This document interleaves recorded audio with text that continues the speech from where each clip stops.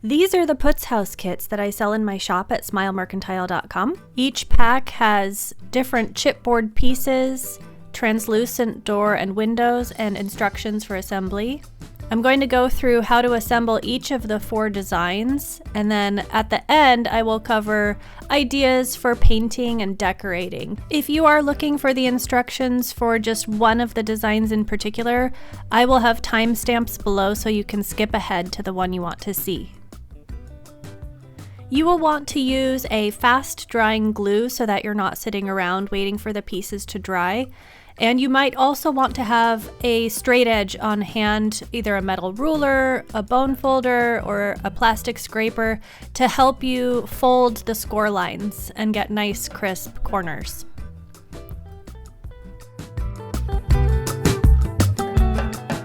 The village house has 4 pieces: walls, a roof, a base, and an accent for the rooftop. So I'm using my scraper to help me fold along the lines. It just keeps everything straight and makes sure that I'm not folding something I don't want to fold.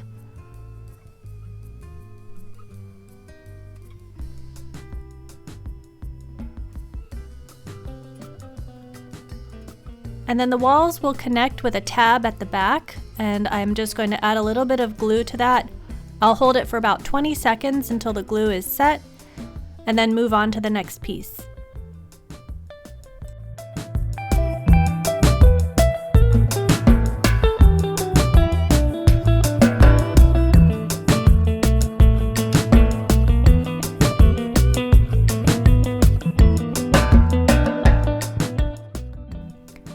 This is the rooftop, and again I'm going to use my straight edge to get a nice fold along the top. For this piece, I'm applying glue along both of the peaks and also on the back panel.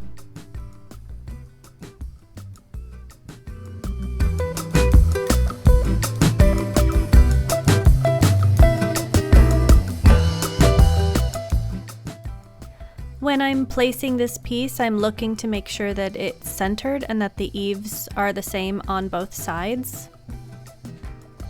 And when I find a good spot, I just press down the front and hold it until it sets. Afterward, I'll reach inside and press that panel against the roof and just make sure everything is well bonded. The next piece is this little roof accent. It gets folded in half and applied right to the top peak of the house. I'm going to apply glue to the peak itself and also the back edge of the roof accent, which is going to snug right up against the roof.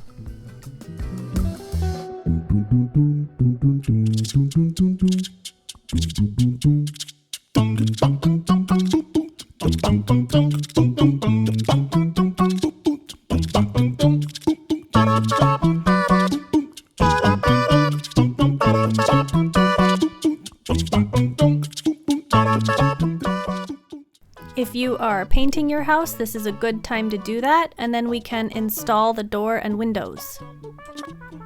These vellum sheets you just want to trim a little bit bigger than the opening for the door and windows, and then apply a little bit of glue and press it to the inside of the house.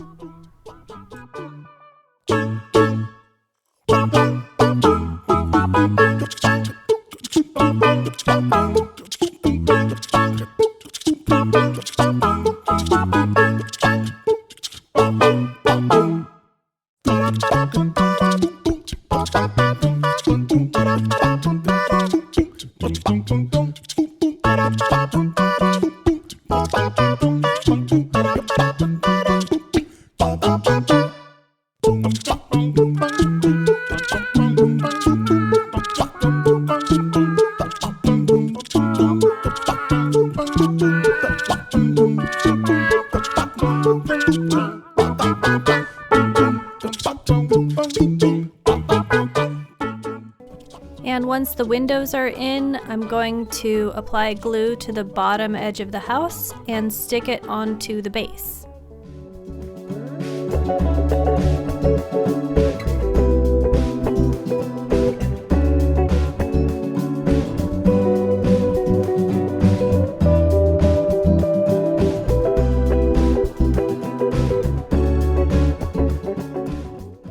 Manor House has 3 pieces: the walls with tabs, the roof which is folded to fit, and the base.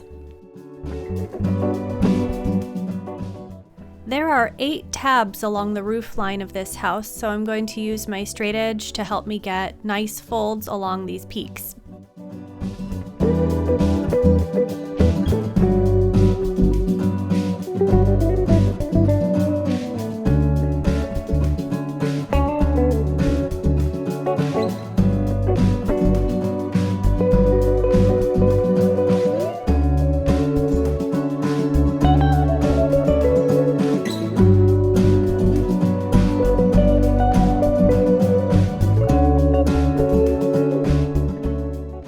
Then I will fold up the walls of this piece, and there is a tab at the back that I will glue to the inside of the back wall.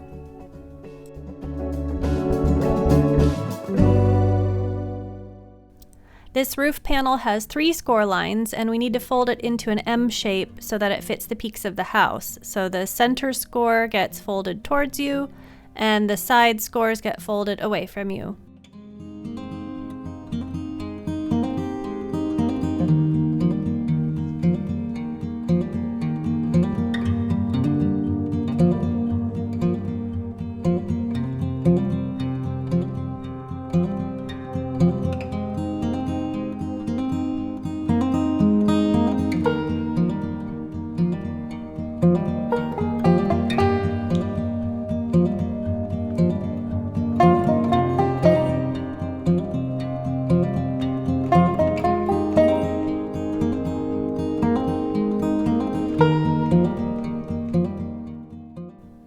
As I set this roof into place, I'm going to check to see that this space is the same from front to back and that the eaves are equal. And then I'll press it down, I'll hold it for 20 seconds, and afterward I'll look inside and see if all of the tabs are attached, and if not, I can press them in.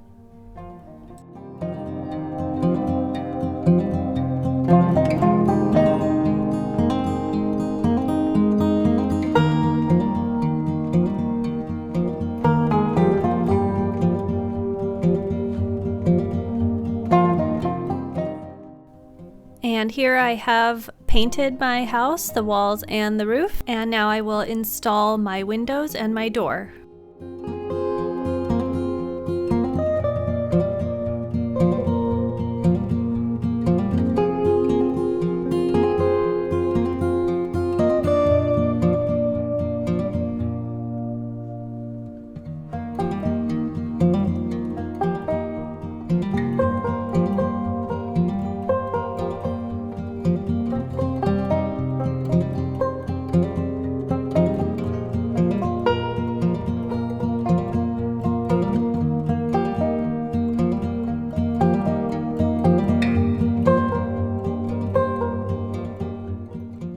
If the moisture from the paint has caused the walls to bow out, don't panic. You can just squeeze the walls in when you're attaching it to the base.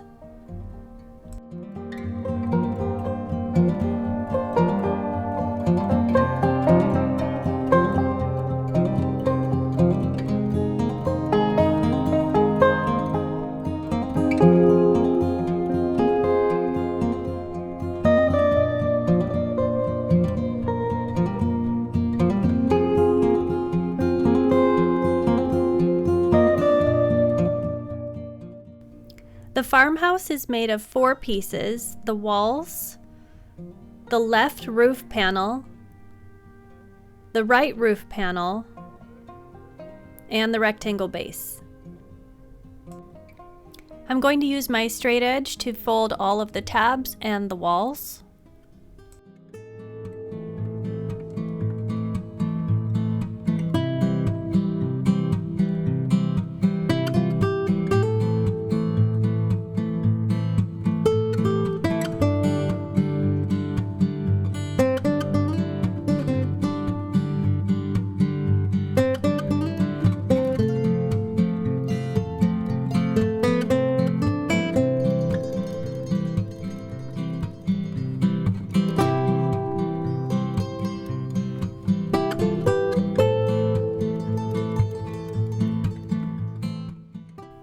And to construct the house, I will glue the tab to the inside of the side wall.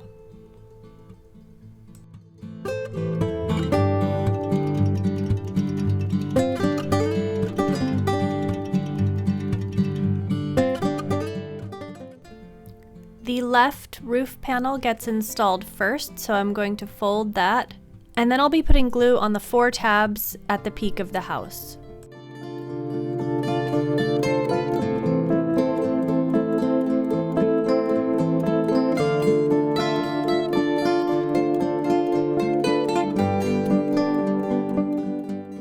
And I will make an effort here to center the roof on that left side.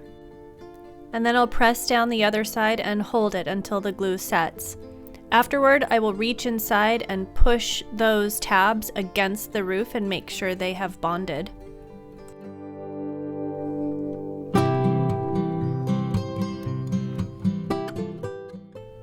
Now I'm going to fold the right roof panel, and I'll be putting glue on the angled edge of the roof as well as all 4 of the tabs.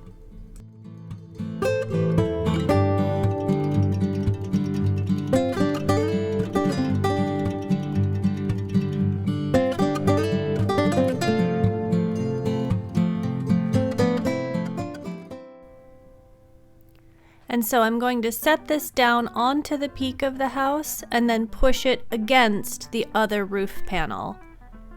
After the glue sets, I'm going to reach inside and again press those tabs against the roof.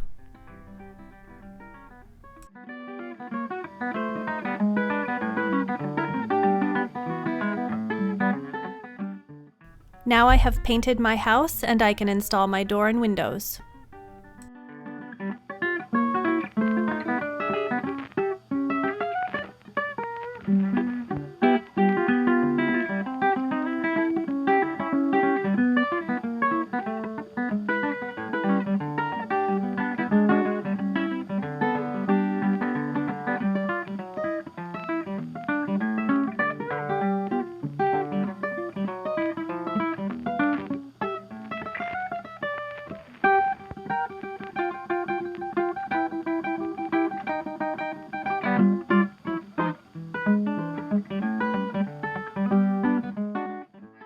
And again, if the paint has caused the lower edge to lose its shape at all, you can just squeeze that in while you're applying it to the base.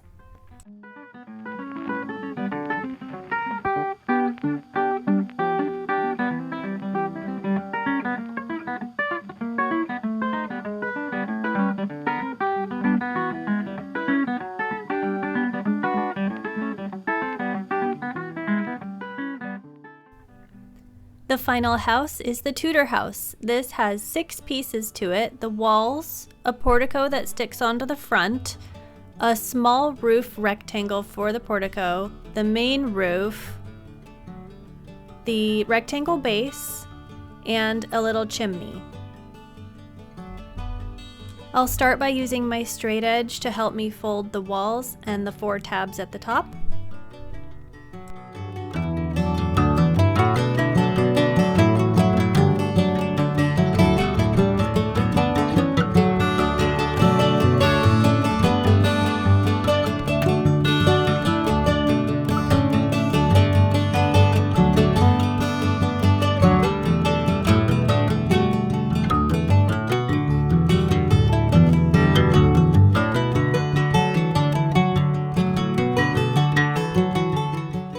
And I'll glue the tab at the side to the inside of the back wall.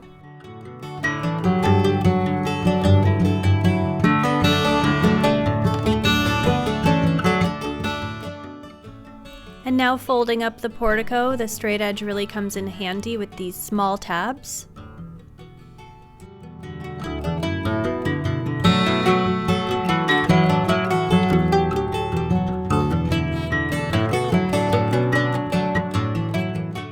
Now for this house, the side of the portico attaches to the side of the house. So the whole right side of the house, I'm applying glue.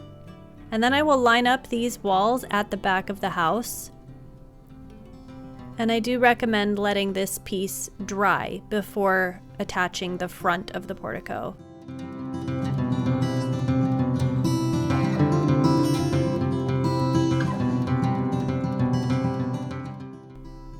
And now we have this small tab that we will stick to the front of the house.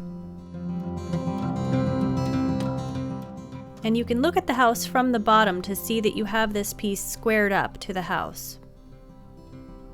And we'll just hold that in place for a few seconds. Now I'm getting ready to attach the small rectangle that just covers the left side of the portico, and I'm applying glue both to the tab and also the back edge of the roof so that it will stick to the front of the house and hold it in place. When placing this piece, line it up with the very top of the roof, the top of that little peak there. And now for the rest of the roof, I'll just fold that at the center. I'll apply glue to the 5 remaining tabs and set that on top.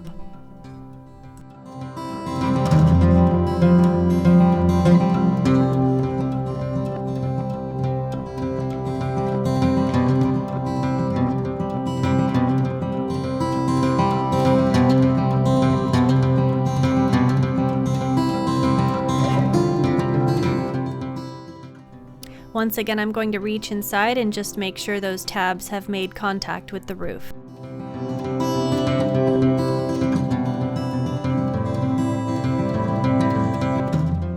This house has the added detail of a boxy chimney that will sit on top of the roof, so I'm just going to fold that up.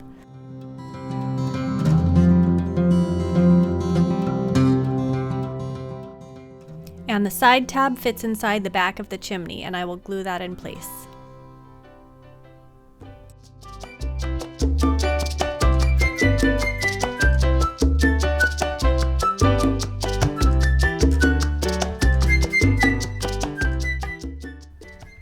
You can position the chimney wherever you like it. I like to line up the top of the chimney with the top of the house, but that is personal preference. I have painted this house and it's ready for its door and windows.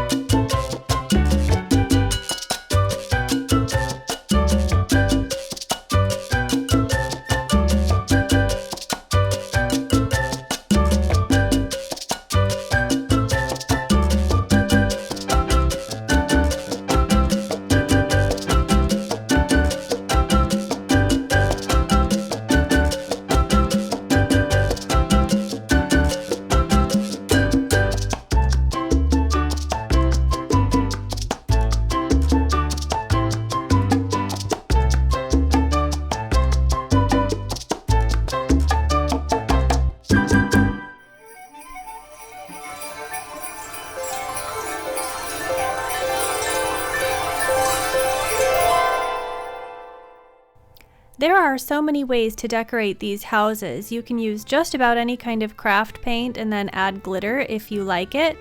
I like to start by priming the houses with white acrylic gesso. It helps the paint to stick better, and it also will keep the chipboard from absorbing too much moisture from the paint.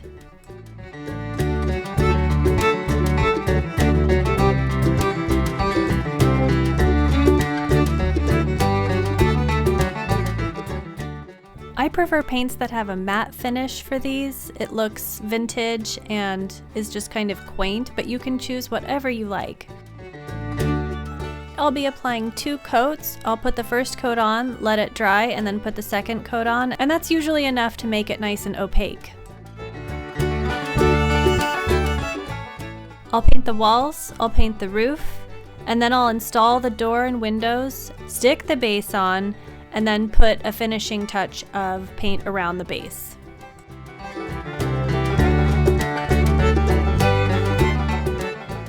I'll use gesso to make the snow around the base and also on the roof.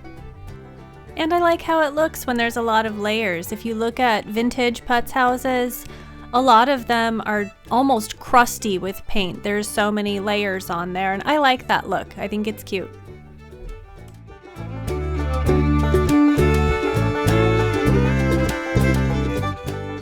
I am a fan of glitter, so I'm going to give these a really beautiful coat of sparkle. In this salt shaker, I have fine grain glass glitter in clear. The clear glitter will let the color of the house come through. And what I am painting on here is Elmer's glue wall, just regular white glue, and that will hold the glitter really well and it will dry clear. I'm using a slightly smaller paintbrush to apply the glue so that I can do my best to avoid getting glue on the windows and door. And I'm doing the glittering one wall at a time.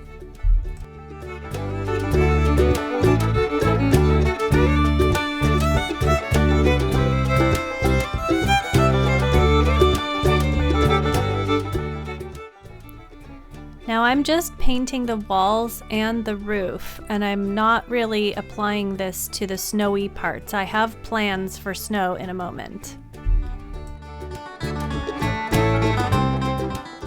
Now you can see when the glue starts to dry, it's left with just a really beautiful sparkle, very elegant. And now I'm going to make a custom snow mix. I'm going to use some of the same fine grain glitter in clear, and I'm going to mix that with a coarse glass glitter in white, and that will make a really lovely snow that's also textured. And so for this, I'll apply it right around the base and along the snowy parts of the rooftops.